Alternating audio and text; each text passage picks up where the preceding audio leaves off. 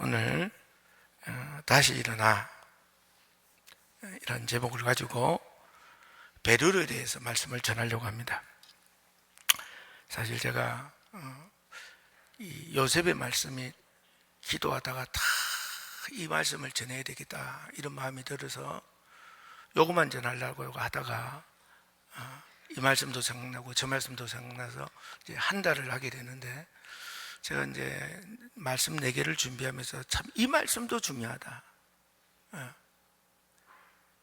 이 말씀도 중요하다, 이렇게 내 마음이 참 뜨겁게, 내 마음이 좀 뜨거웠던 말씀이다 는 말씀을 드리면서 참 중요한 말씀이다, 믿음으로 드려야 될 말씀이다, 안 되면 기도해서 이 말씀을 이루어야 된다, 이 말씀을 여러분에게 드리겠습니다.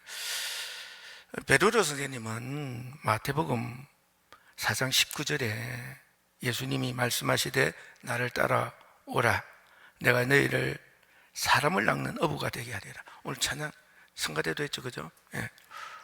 이렇게 말씀하셨습니다.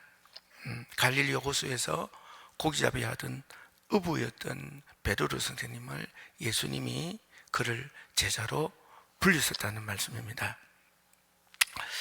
이 예수님과 베드로 선생님이 동행을 하면서 보니까 그 예수님의 그 말씀 자체가 뭐 랍비나 선지자 이런 내용이 아니야. 그 말씀의 깊이가 어마어마해. 그뿐만 아니라 그의 말씀을 통한 그 행하시는 기적도 어마어마해. 물로 포도주를 만드는 것뿐만 아니라 500이 떡 5개와 물고기 2마리로 5,000명과 7,000명을 먹이는 7병이의 기적을 행하시는 예수님이시더라, 그 말이에요. 죽은 자를 살리기도 하고요, 모든 병을 다 고치시키고요, 바람과 풍랑도 그의 말씀 앞에는 잠잠하는 거예요. 특별히요, 예수님이 말씀하시면 귀신이 물러가요. 근데 귀신 물러가는 정도가 아니야, 군대 귀신도 물러가. 그러니까요, 곰곰이 생각해 보니까 베드로 선생님, 예수님은 랍비도 아닌 것 같고 선지자도 아닌 것 같고 더 이상의 어떤 분인 것 같다는 마음이 막 동행을 하면서 느끼는 거야. 그러면서 보면 마태복음 10장 2절에 예수님의 제자들의 이름이 나오는데, 그때 베드로라는 사람의 시몬이라는 이름이 맨 먼저 나와요. 그러니까 제자들 중에서 가장 우두머리 역할을 했다는 것을 알 수가 있어요. 뿐만 아니라 이 믿음이 점점 커지다 보니까요, 예수님이 메시아이신 것 같다는 점점 확신이 오는 거야. 근데 마태복음 14장 22절부터 34절에 있는 3절의 말씀은 어떤 말씀이냐면, 그들이 밤에 폭풍 가운데 죽어갈 때 예수님을 부르니 예수님 무리로 걸어오시는 이런 기적이 관한 내용이거든요. 그러니까요, 베드로 선생님이 예수님이 메시아가 아닌가 생각했기 때문에 저도 무리로 좀 걷게 해달라고 그래서, 근데 무리로 걸었어요. 빠졌지만 이때 이제 베드로가 확신했던 거예요. 그리고 이제 마태복음 16장 16절 말씀, 우리가 요즘 마태복음을 쭉 보고 있기 때문에 말씀하면 여러분 잊어먹었겠지만 그래도 좀 이렇게 말하면 기억하지 않겠나 이래서 주로 마태복음을 이렇게 주로 말씀드리는 거예요. 사람들이 나를 누구라고 하느냐 하니까 베드로 선생님이 주는 그리스도요 살아계신 하나님의 아들이십니다 라고 이제 드디어 고백하게 되었다는 거죠. 그는 예수님이 이 말씀을 듣고 16장 18절 말씀으로 내가 또 내게 이르노니 너는 베드로라, 내가 이 반석 위에 내 교회를 세우리니 음부의 권세가 이기지 못하리라. 그러면서 그 믿음을 인정해주고 세워주셨다는 말씀 우리가 들어서 알고 계시죠. 그리고요, 베나산상에서 야고보와 요한 선생님과 베드로 선생님을 따로 데려가시고, 그리고 누가복음 8장 49절부터 52절에 보면요, 죽은 야이로의 딸에게 그를 살리러 들어가실 때 베드로와 야고보와 요한 선생님 3명을 따로 데리고 들어가서 그 살리는 것을 목격하게 했어요. 그리고요, 겟세마네 기도를 하실 때 또 이 세 사람을 데리고 가시잖아요. 그러면 얼마나 그들을 세우고 건강하게 그들이 역할을 할 수 있도록 이렇게 세우는 모습을 볼 수가 있습니다. 그런데 마태복음 26장 74절의 말씀에 보면 그가 저주하여 명사에 이르되 나는 그 사람을 알지 못하노라.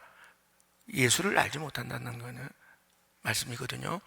하니 곧 닭이 울더라. 세 번 예수님을 부인하는 충격적인 내용이 나오기도 합니다. 그리고 이제 예수님이 죽으시고요. 죽으실 때 먼 곳에서 예수님이 죽으시는 것을 베드로는 목격했거든요. 그리고 사흘 만에 예수님이 살아나셨다는 이야기를 듣습니다.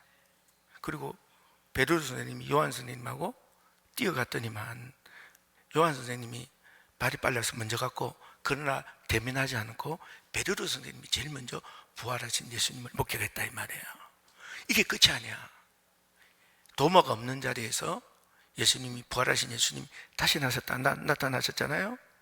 그 도마가 꾸시렁꾸시렁 하니까 진짜 도마가 꾸시렁꾸시렁해서 한 게 아니라 도마가 있는 자리에 또 나타나셨다는 거예요. 그러니까 예수님의 부활이 굉장히 많이 제자들에게 목격이 됐고, 그 목격이 될 때마다 베드로 선생님은 누구를요? 부활하신 예수님을 만났다는 거지. 그럼에도 불구하고 요한복음 21장 15절부터 17절의 말씀에 보면요, 이런 목격한 이 베드로 선생님이 열심히 이제 주의 사역을 감당해야 되는데 감당하기는커녕 갈릴리 호수 가서 고기 잡고 있는 거야. 그래서 예수님이 가셔서 나를 따르라 말씀하셨다는 거예요. 그리고 이제 베드로 선생님을 다시 사역 현장에 오게 하셨고, 그리고 이제 베드로 선생님이 열심히 사역을 하는 가운데 500여 지체가 있는 가운데 예수님이 성천하시며 1장 8절의 말씀을 하셨잖아요. 그래서 그들이 마가에 바라보는 게 전혀 기도에 힘성으로 몰며 성령을 받게 되고요. 기억인 사람이 왔을 때 베드로 선생님은 설교하면 3,000명이 구원을 받고요. 남에서 안전병이 된 자가 성전 미문에서 구구라는 것을 보고 임금은 내게 없겠지만 내가 내게 있는 것으로 내게 주더니 일어나 걸으라고 그를 붙잡아 일으키니 발과 발목에 힘을 얻어서 걷기도 하며 뛰기도 하며 하나님을 찬양하지 않습니까? 저도 이 성경을 읽고 마음이 뜨거워져서 진짜 기도할 때 진짜 역사가 일어나더라니까. 진짜 이 교회에서 주의 종을 통하여 진짜 수요일마다 기도를 해서 병이 낫는 이 어마어마한 기적 속에 동참 못한 사람들은 답답해. 믿음이 쥐뿔도 없는 거지. 아무튼 낫고 싶다 하면서 죽으라고 낫기 싫은 사람인 거지. 어떻게 해? 그래 안 그래요? 어찌된 건가 하고 솔로몬 행각에 모을 때 설교할 때 5,000명이 구원을 받지 않습니까? 그리고요, 이 초대교회의 부흥의 중심적인 인물이었고요, 베드로 전후서를 기록하셨고요, 그리고 순교당하실 때 난 예수님처럼 그렇게 안 된다 해서 십자가 거꾸로 매달려서 순교하셨다는 거 아니에요. 근데 제가요, 베드로 선생님이 이렇게 엄청난 일을 하셨는데 제가 성경을 막 읽으면서 이 베드로 선생님이 이렇게 엄청난 사역을 할 수 있던 원인이 뭔가? 그건 하나님 붙드셨고 성령이 함께 하셨고 그로 하여금 영이 그를 이끌어 갔기 때문에 그 엄청난 일을 했겠죠, 그죠? 근데 우리들의 눈으로 볼 때, 사람의 눈으로 볼 때 다 하나님이 하신 거지만 사람의 눈으로 볼 때 그 베드로 선생님이 갈릴리 어부였다는 거 아니에요. 당시에는 목동이나 어부나 똑같아. 3D 업종에 속하는 아주 그렇잖아요. 배 뒤집어지면 언제 죽을지 모르는. 이게 우리도 지금 듣고 있으면 요즘 같은 배가 잘 만든 세상에도 끊임없이 바다에서는 죽잖아요. 그래 안 그래요? 그러니까 목숨을 담보로 하는 일이라 또 힘들기도 하고, 이거 진짜 보고 있으면 얼마나 힘들어요, 그죠? 예건 힘든 게 아니지. 그 일을 하는 것이 어부인데, 그러니까 뭐 대단한 사람들이 하는 게 아니라 그 시대에는 3D 업종에 속하는 사람인데 이런 사람이 어떻게 이렇게 놀라운 인생을 살게 되었는가 이 말이에요. 그거는 제가 아무리 성경을 읽고 이렇게 오면서 제가 첫째로 이거다라는 게 뭐냐면 딴 게 아니라 마태복음 8장 14절부터 17절 또 마가복음 1장 29절부터 31절 누가복음 4장 38절부터 40절 이게 뭐냐면 딴 게 아니라 사역의 초기예요. 예수님과 베드로 선생님의 사역의 초기에 여러분에게 몇 번 말씀드렸지만 그의 장모가 열병이 걸려서 죽어갔다는 거예요. 지금부터 말라리아라는 병에 걸렸는데 이게 열로 인하여요. 이 병에 걸리면 살기도 하지만 많은 사람이 죽었어요. 알렉산더 대왕도 이 병에 죽었거든. 최고의 의사를 동원한다고 이게 병이 낫는 게 아니에요. 이 병에 걸려서 안타깝지만 그의 장모는 죽어갔다는 거예요. 살아날 수가 없다는 거예요. 근데 예수님이 그를 찾아가서 붙잡아 일으키니 일어났고 그 애를 시중들게 되었다 그 말이에요. 그는 이 일로 인하여 자기 장모님이 죽어가던 분이 살아난 것과 그 가족이 이러면 좀 틀리죠, 그죠? 자기가 가족이나 이러면 사람의 생각이 틀려져. 뿐만 아니라 그 아내와 누구요? 장모님이 적극적으로 예수님 따르는 일을 지지해야 하잖아요. 그러다 보니까 이 베드로 스님이 용기를 얻었어요. 열심히 하니까요. 제자들 중에 으뜸이 되고 뿐만 아니라 예수님도 인정해 주시고 그러다 보니까요 이렇게 큰 일을 감당하는 사람이 되었다는 거거든요.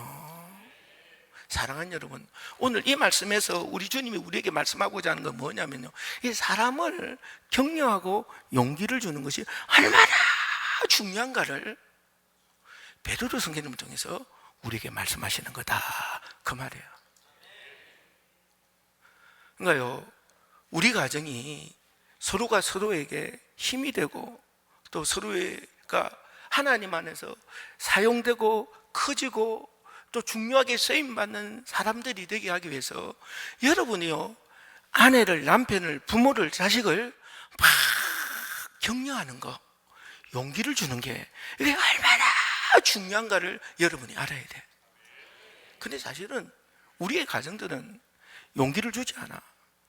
어떻게 하면 까내리려고 하고 어떻게 하면 단점을 보고 미워하고 그 단점으로 인한 고통 속에서 막 진짜 분노와, 그래서요 부모가 자식을 고마워하지라, 자식이 부모를 고마워하지 않고 자식이 기여하지 않고 아내와 남편이 서로 미워하고 내가 있는 모든 곳은 분쟁이 가득한 그런 관계가 우리 인생에 너무 많이 형성이 되고 있거든요. 근데 하나님은 이 베드로 선생님을 통해서 말씀하기를 우리가 뭐 단점을 격려하고 거짓말하는 것을 격려하고 잘못된 것을 그거는 아니야. 그건 오해야. 하나님은 우리에게 말씀하기를 원하는 것은 이렇게 가족들을 유심히 바라보면요 장점이 다 있어요. 사람들은 난 진짜 장점이 진짜 없다고 생각하고 살았던, 열등감 그 자체의 삶을 살았던 사람이에요. 진짜 어떻게 이렇게 장점이 없어? 미치겠어. 그래서 오죽하면 너무 장점이 없어서 이 세상을 사는 것이 너무 앞에 안 보이고 미래가 안 보여서 죽으려고 했을까? 그러니까 하나님을 만나보니까 나도 장점이 있더라니까. 이게 장점을 보고요, 이 장점을 잘 한다고, 그 장점이 귀하다고, 그 장점이 잘 활용되었으면 좋겠다고 용기를 주는 사람이 되라는 거예요. 아멘입니까? 단점을 보고 꾸지람하거나 잘못된 걸 보고 막 공격하거나 미워하거나 그것 때문에 힘들다고 아프다고 막 소리치는 것보다 먼저 장점을 찾아서 그 장점에 깊이 공감하고 칭찬하고 격려하고 용기 주는 사람이 되라 이 말이야. 그러면 그 가정은 참 평화해, 화평에, 기에, 서로가 서로를 아주 중요하게 여기면서 귀하게 사용되는 사람이 되는데, 문제는 이 장점을 막 인정해 용기를 주면 빗나가는 사람도 있잖아요. 그래 안 그래요? 고마워하고 그래야 되는데 그걸 이용해가지고 제가 막 교만해가지고 난리를 치는 이런 이 비극적인 인생이 있지. 그는 원래 그런 인생이야. 칭찬 안 해줘도 그래. 원래가 그런 인생이라고. 그러니 그런 거는 뭐 연연해 하지 말고, 중요한 거는 격려를 잘하고 용기를 잘 주면 아주 어려운 상황에서도 다시 한번 어떻게 해요? 어려운 자리에서 다시 시작할 수 있는 기회가 생긴다는 것을 기억하시길 바라고요. 이렇게 베드로처럼, 그 가족처럼 정말 용기 장점을 확인하고 용기를 주는 여러분 되기를 주님의 이름으로 간절히 바랍니다. 제가 하나님을 만나보니까 어느 날 우리 사람이 나한테 그래. 자기 아들들한테, 목사님 봐라, 얼마나 성실하냐. 나 성실한 줄도 몰랐어 내가. 왜냐면 우리 남자는 매일 그렇게 살아야 되잖아. 그래 안 그래요? 무슨 우리들이 눈 뜨면 하나님을 위해, 자식을 위해, 가정을 위해 살아야지. 그래 안 그래요? 그 꾸준히 해야 되는 거 아니에요? 그게 무슨 자랑거리고, 그게 무슨 인정거리고, 그게 무슨 칭찬받을 일이냐 이 말이에요. 당연히 하는 거 가지고. 근데 자식들한테 그러는 거예요. 네 아버지 봐라, 목사님 봐라, 저렇게 성실하지 않냐? 뭘 하면 저렇게 꾸준하게 하냐? 중간에서 뭐 안 하는 걸 봤냐? 내가 그런 사람이더라고. 나 놀랬어. 이딴 거로 칭찬을 받나? 난 그런 생각했다니까. 근데 내가 지내보니까 그게 성실인 거야. 이거 내게 굉장한 이게 장점이더라고. 그게 좀 꼭 집어서 칭찬 못 해줘? 힘을 낸다 이 말이에요. 그 다음에 오늘 여러분에게 또 진짜 오늘 이 말씀을 사실 하고 싶어. 뭐냐면요, 베드로 성령님이 이렇게 참 대단한 인생을 사는데, 우리는 보면 이 대단한 인생을 살 때 아무 일도 없는 것 같지만 그렇지 않고, 사실은 아까 본문에 읽었듯이 예수님을 3번이나 부인하잖아요. 이게 충격적인 거거든요.